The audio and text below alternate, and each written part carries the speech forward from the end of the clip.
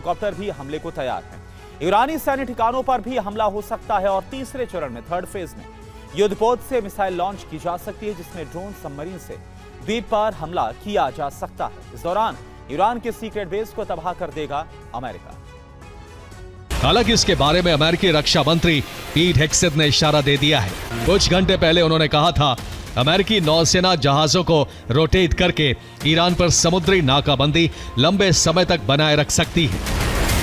America ने हमले किए तो ईरान काउंटर अटैक कर सकता है, इसलिए वो अपने सैन्य ठिकानों को शिफ्ट कर सकता है। सबसे पहले वो बहरीन से 5th फ्लीट हेडक्वार्टर को हटा सकता है, जहां तक ईरान की मिसाइलें नहीं पहुंच सकती, क्योंकि ईरान से रोटा नेवल स्टेशन की दूरी 5000 किलोमीटर है, जबकि ईरान की मिसाइलों की अधिकतम रेंज है 3000 किलोमीटर। इसके बाद कुवैत के कैंप आरब जान को ब्रिटेन के लैकन हीथ रॉयल बेस में शिफ्ट कर सकता है, जो तेहरान से 4500 किलोमीटर की दूरी पर है। वहां तक भी ईरान की मिसाइलें नहीं पहुंच सकती। इससे अमेरिका लॉजिस्टिक्स को सुरक्षित रख पाएगा। और इसी तरह से कतर से अल उदैद एयरबेस को जर्मनी के रैमस्टाइन एयरबेस पर शिफ्ट किया जा सकता है। यह तेहरान से 4400 किलोमीटर दूर है। यहां पर भी ईरानी मिसाइल नहीं पहुंच पाएंगे और इस वजह से सेंटकॉम कमांड सेंटर को सुरक्षित रखा जा सकता है। इसके अलावा सऊदी अरब के प्रिंस सुल्तान एयरबेस को हिंद महासागर में मौजूद ब्रिटेन के डियागो गार्सिया पर शिफ्ट कर सकते हैं और इस वजह से उसे अभेद सुरक्षा कवच मिल जाएगा। यूएई के अल दफरा एयरबेस को इटली के एवियानो एयरबेस शिफ्ट किया जा सकता है, जो कि ईरान की मिसाइल रेंज 3000 किलोमीटर से बाहर पड़ता है। ये 3500 किलोमीटर दूर है और इस वजह से ईरान के हमलों से स्टेल्थ जेट और जासूसी विमान बच सकते हैं। देखिए, लेकिन इसी रणनीति में सबसे बड़ा खतरा छिपा है। अमेरिका ऐसा समझौते के लिए कर रहा है या फिर वो लंबा आर्थिक घेराव करेगा। अमेरिका युद्ध विराम के बाद पैदा होने वाले किसी भी सैन्य संकट के लिए विकल्प खुले रखना चाहता है। Bureau report, TV9 Bharatvarsh.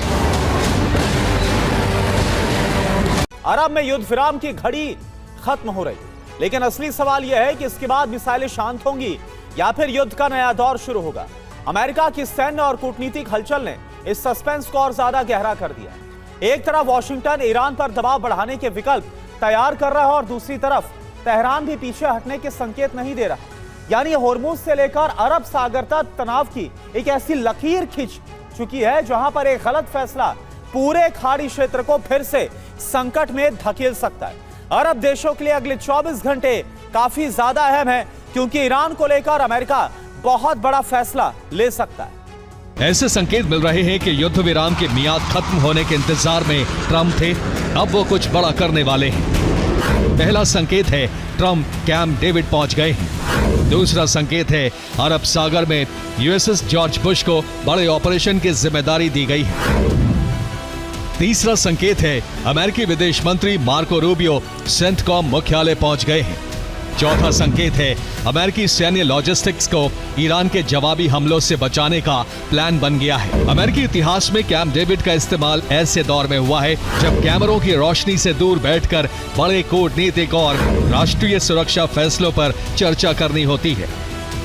इसीलिए इस बार सवाल बड़ा है, क्या कैंप डेविड में शांति बचाने का फॉर्मूला तैयार हो रहा है या युद्ध विराम खत्म होने के बाद की अमेरिकी रणनीति तय होगी? क्योंकि युद्ध में राष्ट्रपति के सामने सिर्फ दो ही विकल्प होते हैं, शांति और हमला। इनमें से किसी एक बटन को ट्रंप दबाने वाले हैं। अगले 24 घंटे में ईरान को लेकर अमेरिका बड़ा फैसला ले सकता है। ब्लूप्रिंट तैयार हो गया है, डबल अटैक की तैयारी है और इसके लिए यूएसएस लिंकन की जगह USS George W Bush aircraft carrier को उत्तरी अरब सागर में तैनात किया गया है, जिसकी तेहरान से दूरी है 555 किलोमीटर। इसके अलावा B-2 स्ट्रेटेजिक बॉम्बर्स को डियागो गार्सिया पर तैनात करने की खबरें हैं और इसकी तेहरान से दूरी है 4100 किलोमीटर। इन हमलों में पहला चरण B-2 बॉम्बर्स से हमला का हो सकता है और इसके टारगेट पर ईरान के लॉजिस्टिक हब हो सकते हैं और साथ ही परमाणु ठिकानों पर हमला भी हो सकता है। दूसरे में F-18 F-35 से अटैक हो सकता है, जिसमें लड़ाकू